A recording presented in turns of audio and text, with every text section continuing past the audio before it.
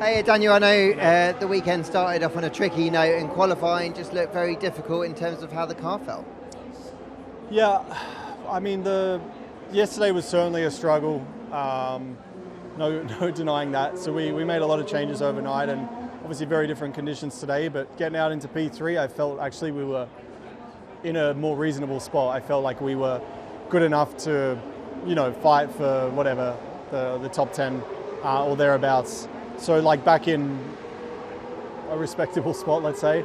So then we basically just sent it for qualifying, and obviously the track dried a bit, but otherwise not really much else. And just in those conditions, especially as the track dried more and more, I could just feel it that we couldn't extract much more lap time. So yeah, obviously Q1's disappointing, but I'm personally more disappointed that it was quite different to a couple hours ago and couldn't quite get what I wanted out of it.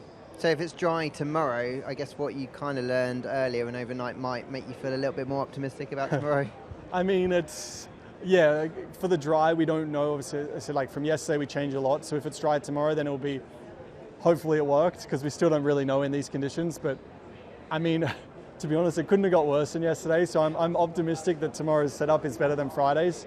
But I think, for my wish, I would either want full dry or like full wet. But when it's that in between, I think like it was obviously in Q1, that's where we didn't have much to show.